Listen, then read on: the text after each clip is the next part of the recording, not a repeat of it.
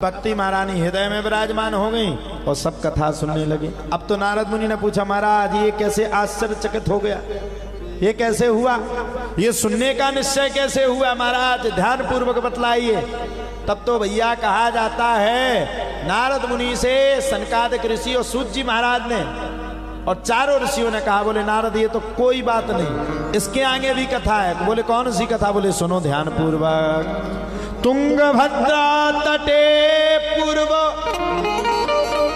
मभूत्पत्तन मोत्तमम यत्र वर्णाश्वधर्मेण सत्य सत्कर्म तत्परः।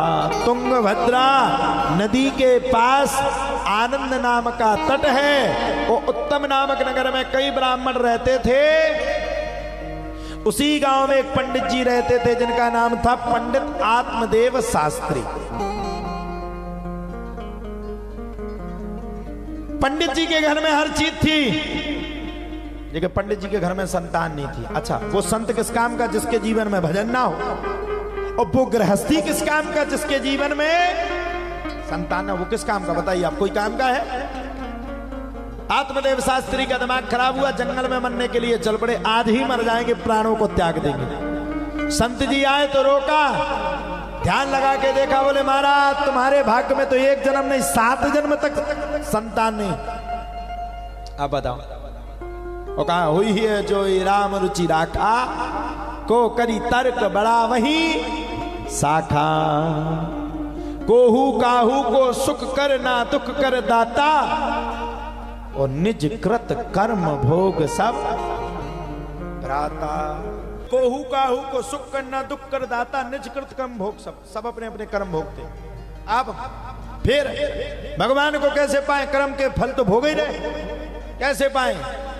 निर्मल मन जन, भगवान के दरवाजे जाओ, धन की घमंड लेके मत जाओ। वो क्या, अच्छा एक बात बताओ, भोलेनाथ का धन को क्या करने पहले तो बताओ, उन्हें कोनो जरूरत है नहीं है, पार पे रात है वे, कैलाश पर्वत ही पे तो रात, मकान की जरूरत है नहीं है, टाइल से उन्हें बिछवाने नहीं है, हर साल है बढ़िया सफेद चादर बिछ जात, बर्फ ही बर्फ। बताओ जाने कछु नहीं जाने। अच्छा भगवान विष्णु का क्या करने, लक्ष्मी जी चरण दबा रहे होते हैं। अच्छा भगवान विष्णु की छोड़ो, ब्रह्मा जी का क्या करने, उनके पास तो वैसे ही सब कुछ हुए। तो भगवान को कभी धन से मत पाना, भगवान के पास जब जाओ ना तो दिल को, हृदय को, आत्मा को खोल करके जाना, और बैठ करके जब उनकी सेवा करो तो इतने मन लगा करके करना, इतने मन लगा करके करना कि आपका रोम रोम भगवान का नाम लेने लगे। समझ लो आज से भगवान आपके सामने ही प्रत्यक्ष रूप में खड़ा हुआ है। ये भगवान की कथा। आत्मदेव शास्त्री जिद पकड़ गए, हम तो मर जाएंगे। संत जी ने फल को दिया, सो गए जाकर के पत्नी को दिया, पत्नी ने जाकर के गाय को खिला दिया, और बहन के कहने पर गर्भवती होने का नाटक शुरू कर दिया। जब बहन के कहने पर गर्भवती होने का नाटक शुरू किया, 9वें मास में पुत्र की प्राप्ति हुई बहन के, तो इसने पूरे में नगर में शोर कर दिया, मेरा पुत्र हुआ, मेरा पुत्र हुआ। एक दिन आत्मदेव शास्त्री गाय को चारा डालने के लिए गए तो गाय ने भी एक बछड़े को, मानव रूपी पुत्र को जन्म दिया, जिसका नाम गोकर्ण पड़ गया। धुंधली ने अपने पुत्र का नाम धुंधकारी रख दिया। अहम भ्राता तुदीयोस्मि धुंधकारी ते नाम तहा, शुकिये ने वेदोसेण ब्रह्म तुम नाशितम माया। धुंधकारी नाम पड़ गया। अच्छा धुंधकारी से धुंधकारी, अब जिसका जो नाम वही होगा ना। अब मान लो हमारा नाम फलाने, कोई गड़बड़ होता तो अब कोई भागवत में तो थोड़ी बुला, हमारा नाम डुग्गू कृष्ण शास्त्री होता, कोई बुलाता कथा करने के लिए। हमारा नाम ऋषि था तो हम कथा करने लगे।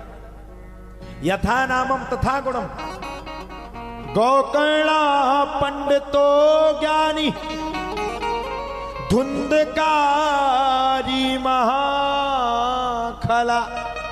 गोकर्ण तो पंडित ज्ञानी हो गए, धुंधकारी खली निकल गए, दारू पीने लगे, पार्टी करने लगे, ऐसा आराम करने लगे, कोठों में जाने लगे। महान पापी हो गया धुंधकार, महान बहुत बड़ा पापी निकला। अब जब बहुत बड़ा पापी निकला तब भैया क्या किया जाए। अब उपाय क्या है? दोनों भाई बड़े हो गए। एक भाई क्रोध अवस्था का निकला और क्रोधानुवस्था में धुंधकारी ने अपने पिताजी की पिटाई की, सुपुत्र वृंदावन भग गए। अच्छा, सबसे ज्यादा बाद में अगर किसी की सुटाई होती तो माताजी की। माताजी से पूछा मालिकधार, माताजी बोली यहां नहीं है कुछ, तो माताजी की पिटाई करी। उन्होंने सोचा कल मन्ना सुहाज मन्ना, कुएं में गिर करके प्राणों का त्याग कर दिया, त्याग कर दिया।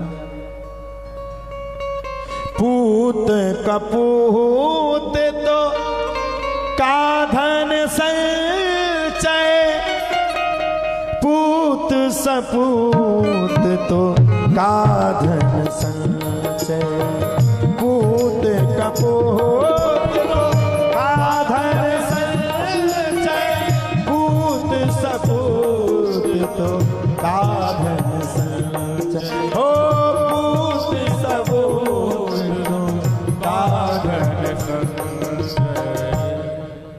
जो बोगे वो काटोगे। सही बात है कि नहीं? अब पिसी बेदो तुम कहोगे लाहा कड़िया, ऐसे कैसे कड़िया? मूंगफली को बो दो और तुम कहोगे वो कड़िया है। क्या बोलत? सोयाबीन कड़िया है, कैसे न कड़िया?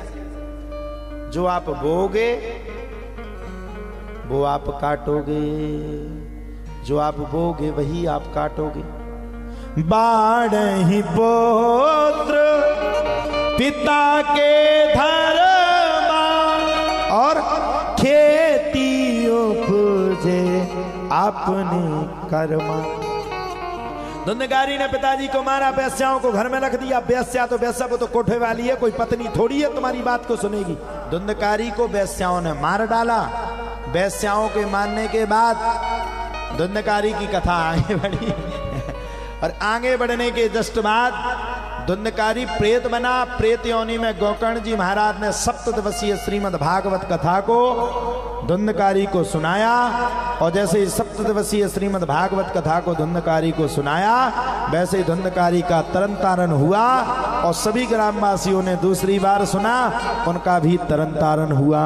बोलो भागवत महापुराण की जय, सुखदेव जी महाराज की जय। जय जय श्री राधे।